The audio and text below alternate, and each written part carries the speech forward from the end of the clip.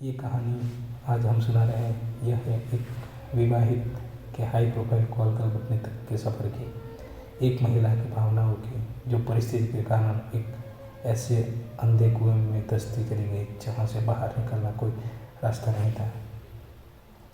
जाने ये कहानी की पूरी कहानी उसकी जुबानी में। पता नहीं मैं आपको अपनी कहानी क्यों सुनाना चाहती हूँ। मुझे लगता है शायद मैं अपने दिल में दबे इस डीप डर्टी और डार्क सीक्रेट को किसी से कंफ्रेस और शेयर करना चाहती थी, क्योंकि मेरे दिल में दबा हुआ यह राज मुझे हर दिन अंदर ही अंदर मार रहा है। मैं एक 26 वर्षीय शादीशुदा भारतीय महिला हूँ। मेरी शादी 6 साल पहले मेरी ही पसंद से हुई थी। आप इसे लव मैरिज कह सकते हैं।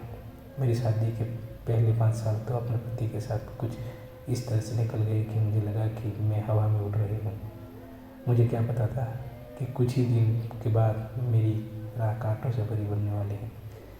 मेरी शादी तो मेरी पसंद से हुई थी, इसके लिए मेरे पिता और माता तैयार नहीं थे, लेकिन बाद में उन्होंने इसे स्वीकार कर लिया था और फिर हमारी शादी अरेंज भी की गई थी। हमारी शादी को सिर्फ एक ही साल हुआ था कि मुझे मेरे पति के एक दोस्त से पता लगा कि उसने दूसरी लड़कियों से डेटिंग करना, डांस बार और रेड लाइट एरिया में जाना शुरू कर दिया था। इस बारे में ज़्यादा जानने की कोशिश करने पर यह सारी बातें सच निकली तो मेरा दिल टूट गया। दुनिया मेरे लिए एकदम बोझिल हो गई। इस बारे में जब मैंने पति से बात की तो उन्होंने सब स्वीकार कर लिया। गलती कौन नहीं करता और दूसरा चांस मिलना चाहिए, यह सोचकर मैंने अपने पति को माफ़ कर दिया और ज़िंदगी पहले की तरह चलने लगी। लेकिन शादी के 2 साल के बाद दिसंबर 2013 में मैंने उसे एक शॉपिंग मॉल में फिर एक लड़की के साथ देखा जो उसकी दूसरी पत्नी थी। उसने किसी और से शादी कर ली थी। बिना कुछ सोचे उसने कहा कि वो अब मुझे प्यार नहीं करता और मेरे साथ अब और ज़िंदगी नहीं बिता सकता। मैं समझ नहीं पा रही थी क्या करूं। इसी प्यार और शादी के लिए मैंने सिर्फ 21 साल की उम्र में ग्रेजुएशन करके अपने पेरेंट्स, भाई बहन और दोस्तों को छोड़ दिया था। मुझे खुद पर गुस्सा आ रहा था कि क्या यही था वो प्यार जिससे शादी करने के लिए मैंने अपने सब कुछ कुर्बान कर दिया। मेरे पेरेंट्स ने मेरी वजह से उसे एक्सेप्ट नहीं किया था, लेकिन फिर भी खुश नहीं थे। उसी दिन मैंने अपना सामान उठाया और नौकरी तलाशने दिल्ली आ गई। उसी वक्त की मेरी स्थिति शायद ही कोई समझ सके। मैं किसी से इस बारे में बात नहीं करती थी क्योंकि मैंने मन में गिल्ट था कि उस वक्त मैंने किसी की बात नहीं मानी थी, इसलिए मुझे अपनी गलती की सजा तो भुगतनी ही थी। तब मेरे पास न पैसा था और ना ही कोई ऐसा जो मेरी बात को समझ सके। फिर भी मैं दिल्ली में रहने लगी एक दोस्त के घर। तब तक के लिए आ गई थी जब तक मुझे कोई नौकरी और सैलरी न मिल जाए। वहाँ रहकर कई कंपनी में इंटरव्यू दिए। ऐसे ही एक वीकेंड पर जब मैं इंटरनेट पर सर्च कर रही थी तो मैंने एक कंपनी का ऐड देखा जो मेरे जैसी लंबी लड़कियों की तलाश कर रहे थे। उन्हें अपनी एक मॉडलिंग प्रोजेक्ट के लिए दिल्ली में ही मॉडल की तलाश थी।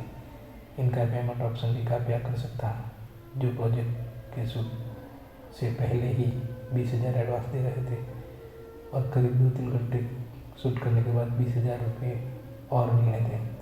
जब मैंने उनके बारे में पता करने के लिए कॉल किया तो उन्होंने मेरी फ़ोटो भेजने के लिए कहा और मैंने फ़ौरन ही अपने कुछ कैजुअल शॉट्स उन्हें भेज दिए। अगले दिन सुबह ही एक एजेंसी से एक आदमी का कॉल आ गया। उसने मुझे दिल्ली के एक 5 स्टार होटल में मिलने के लिए बुलाया। जब मैं वहाँ पहुँची तो मुझे पता लगा कि वहाँ मेरे लिए एक स्वीट बुक किया गया था। मुझे ब्रांडेड कपड़े, महंगे मेकअप प्रोडक्ट्स और खूबसूरत शूज से भरा एक बैग और एक एडवांस थमा दिया था और मेरे रूम में जाकर तैयार होने को कहा। जब मैं रूम में पहुंची तो वहाँ एक और लड़की मेरा इंतजार कर रही थी। उसने अपना परिचय मुझे दिया और मैं तैयार होने वॉशरूम में चली गई। करीब 10 मिनट के बाद वह आदमी वहाँ आया जो मुझे बाहर मिला था। उसने मुझे बताया कि मुझे 2 लोगों से इसी रूम में मिलना है जो 10 मिनट में वहाँ पहुँच जाएंगे। जब मैंने इसका मतलब पूछा तो बिना कुछ कहे वहाँ से चला गया। कुछ ही देर में वहाँ करीब 50 साल का एक आदमी और एक ब्रिटिश युवा आए। उनके साथ आए एजेंट ने मुझे कहा, प्लीज़ अच्छे से सर्विस देना बेटा। इसके बाद वहाँ पहले से मौजूद लड़की ने मुझे सब कुछ समझा दिया। अब मुझे समझ आ गया था कि मुझे इन्हें पेड़ पर सेटिस्फाई करना था और इसलिए मुझे इतना पैसा एडवांस दिया था। ऐसे में मुझे क्या करना चाहिए था? मुझे पता है कि आप सब कहेंगे कि मुझे वहाँ से तुरंत निकल जाना चाहिए था क्योंकि यह काम अच्छा नहीं है, लेकिन मेरा डार्क सीक्रेट तो यही है कि मैंने ऐसा नहीं किया। मैंने उस दिन उनको अच्छी तरह खुश किया। मुझे नहीं पता था कि मैं चाहते हुए भी उस दिन वहाँ से क्यों नहीं निकल गई।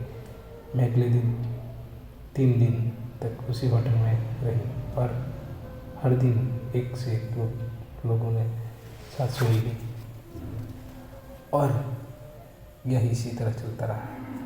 इसके लिए मुझे हाई प्रोफाइल और इलीट क्लाइंट से अच्छे पैसे मिलते रहे। यह सब 2014 में शुरू हुआ था और अब तक चल रहा है। सोचती हूँ कि मैंने उस दिन वहाँ से क्यों नहीं निकल गई। क्या मैं बहुत सारी इजी मनी पाना चाहती थी?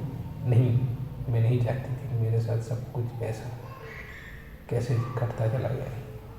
मैंने कभी नहीं सोचा था कि ऐसा कभी मेरी ज़िंदगी में भी हो सकता है। लगता था कि ऐसा सिर्फ फिल्मों में ही होता है। ऐसा भी नहीं कि मैं 50 साल के आदमी के साथ सेक्स की रुकी थी। क्या मैं इसे एंजॉय कर रही थी?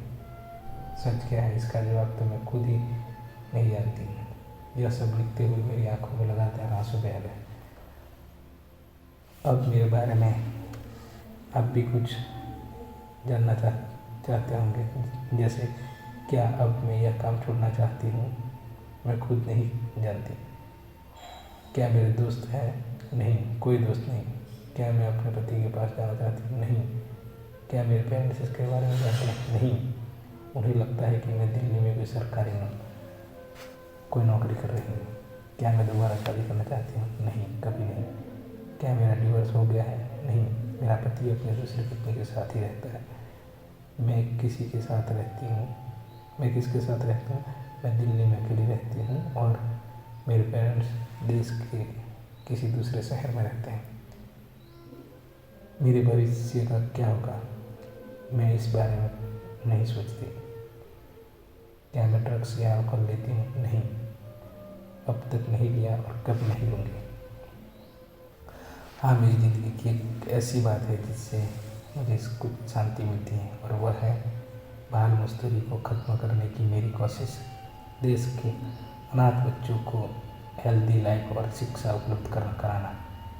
मैं ये नहीं कह रही हूँ कि इससे मैं अपने किए का पश्चाताप कर रही हूँ, लेकिन काय को हर महीने दिए जाने वाला मेरा डोनेशन मुझे खुद को ही शांत और संतुष्टि देता है।